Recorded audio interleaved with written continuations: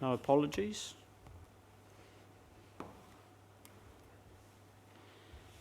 Any conflicts of interest? There being none.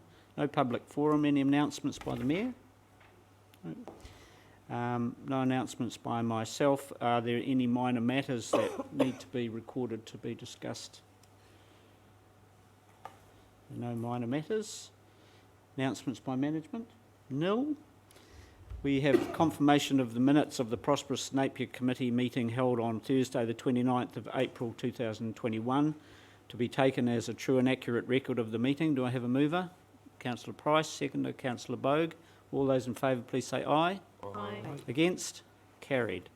We have one agenda item in the open, that is the Council Procurement Policy, and Adele and her team will deal with this matter.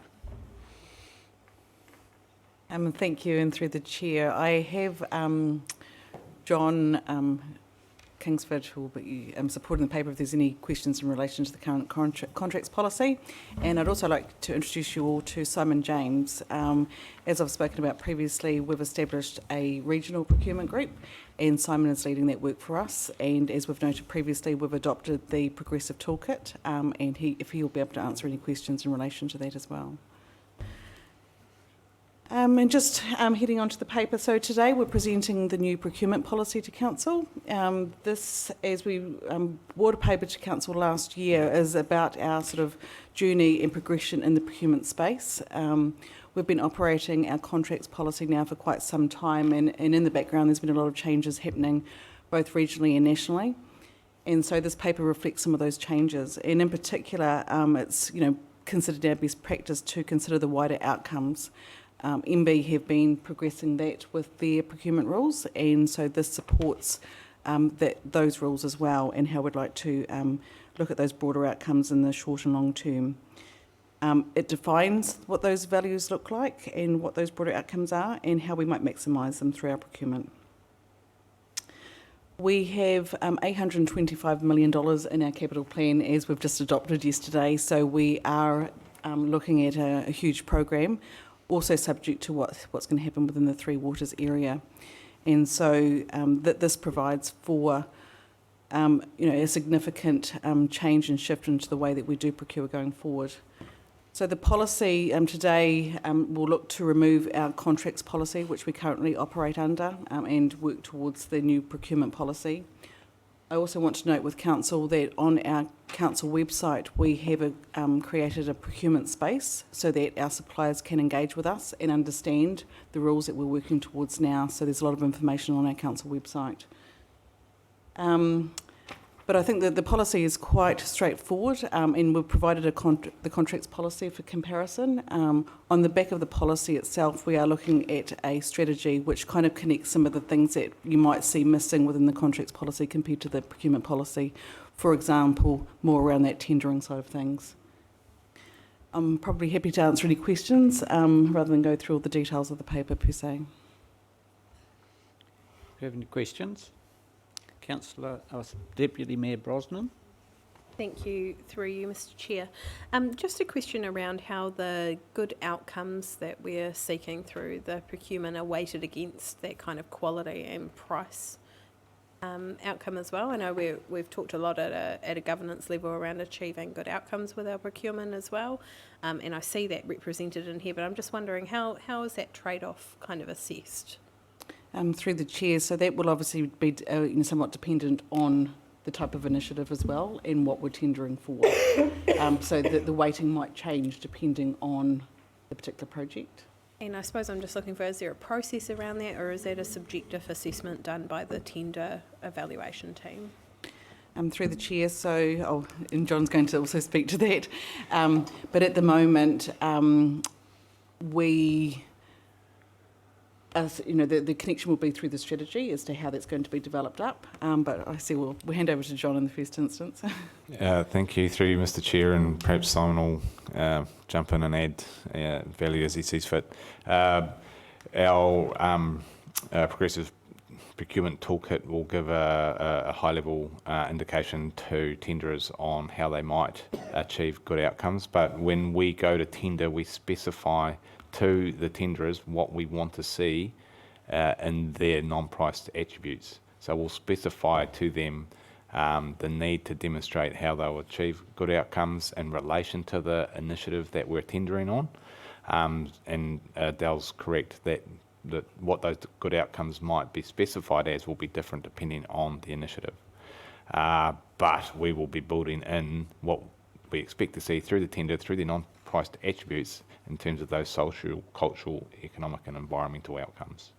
And we'll demonstrate in that document how we will score those so they have an understanding of how that will influence their likelihood of being successful in their tender.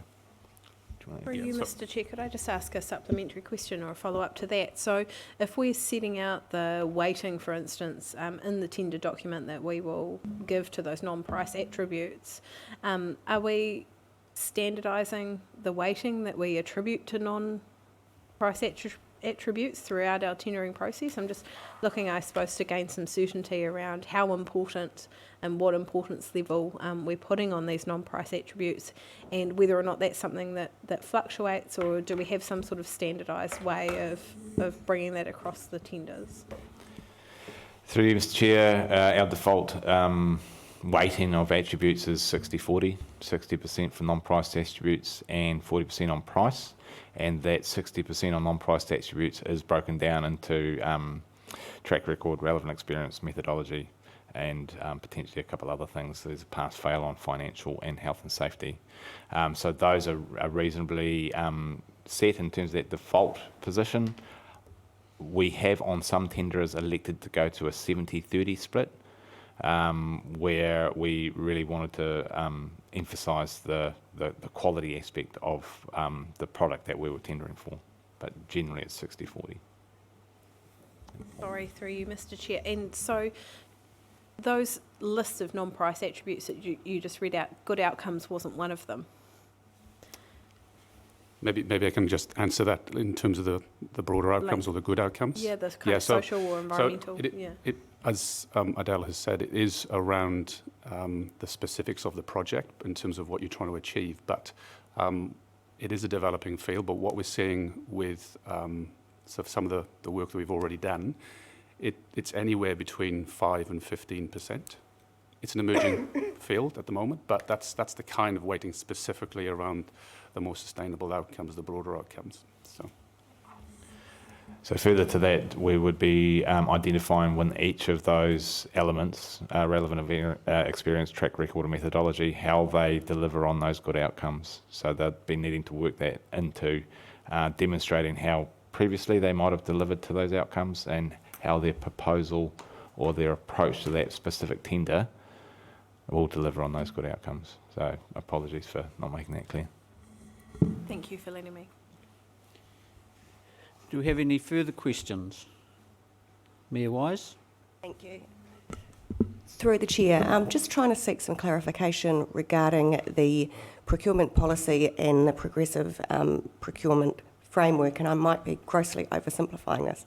But essentially, is the progressive procurement toolkit externally facing in order to provide our suppliers with guidance with regards to our expectations when they're seeking a contract with us, and the procurement policy is our internal document that then provides the framework for us to assess tenders as they come in?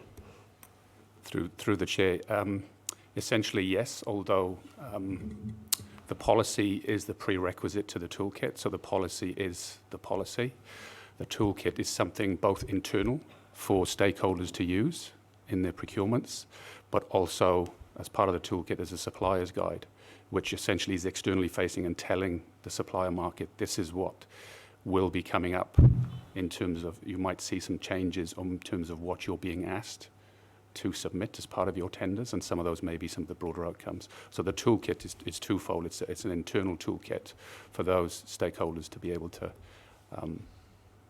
guide them in their procurements, and then the policy is the policy. Thank you. Councillor Wright? Yes, I've just got a question around flexibility for providers. Is there any flexibility in our procurement policy for providers who may come up with a different solution for meeting what we want. You know, like, is there any room for creativity or solutions from providers in our processes and how they can deliver the solution that we want? Through you, Mr. Chair, I'll have a crack at that one. Might look to Simon to help me out there at some point. I guess it depends on the solution for which we're tendering. So in the infrastructure world, it's generally a pretty specified solution, and there may be room for innovation in some parts of that solution, or innovation in the methodology or a different approach in methodology, and we certainly assess each tenderer's approach to delivering the product to determine what looks to suit the operation and the environment the best. When it comes to anything outside of the norm that might be considered as a non-conforming tender, in which case we're not obligated to consider it. In other aspects of procurement, though, we can make allowances for demonstration of innovation, and it depends on how prescriptive we are in our tender document as to how that might be accommodated within that process. And just through the chair, I'll just also add that in some cases where we might not have all the answers, you do have the ability through an RFI or request for information, where you can sort of seek, some feedback from various parties as to how they might come up with that solution before you start off a process as well. So. Yeah, just the background to that question is that often suppliers feel that we are too prescriptive in the way that we structure our tenders. So that was where that question was coming from.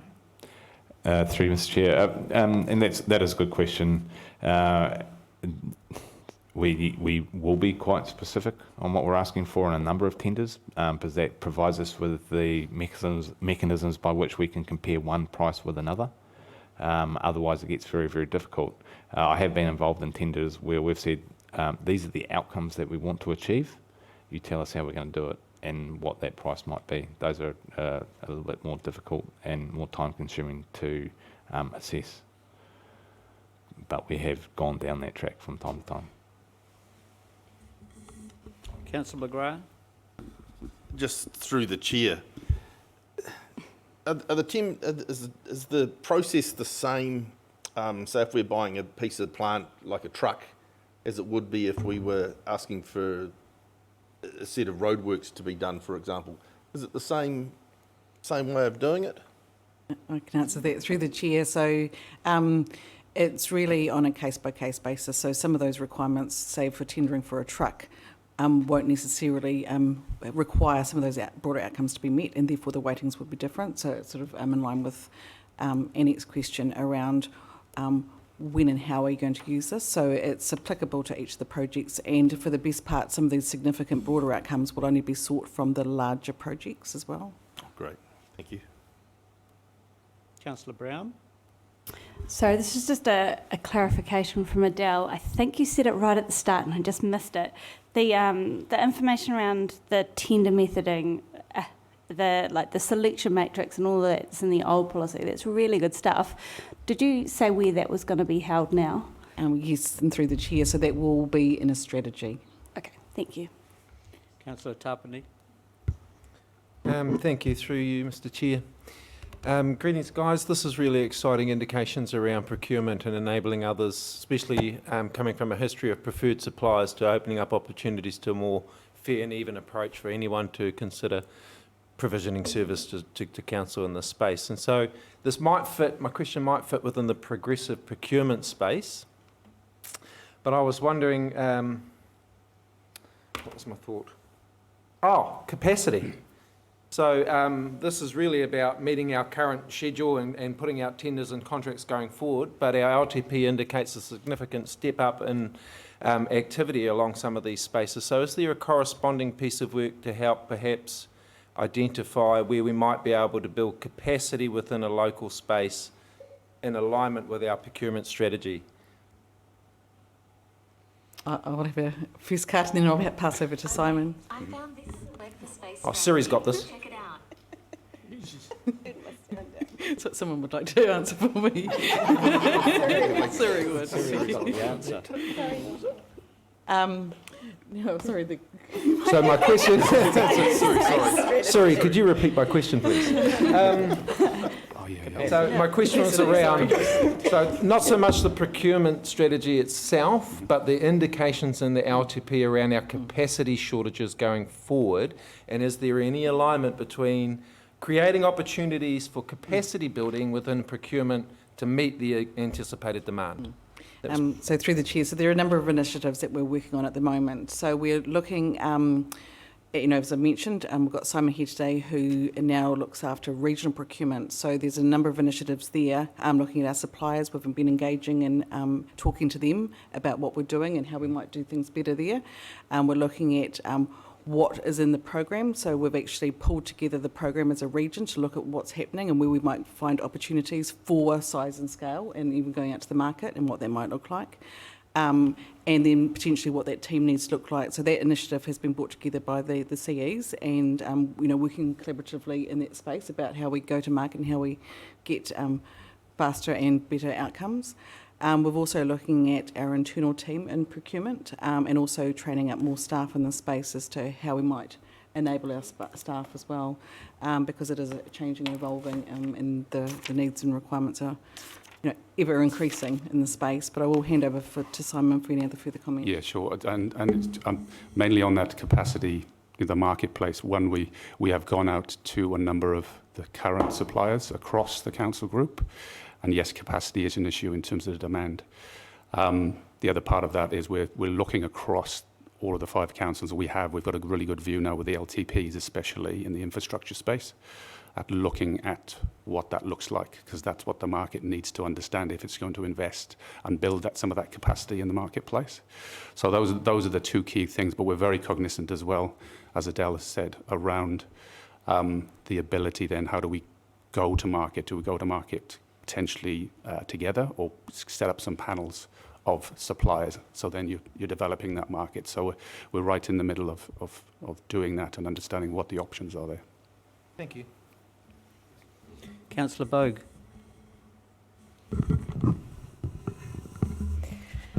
Thank you. I'm not quite sure who may be able to answer this, but here it is.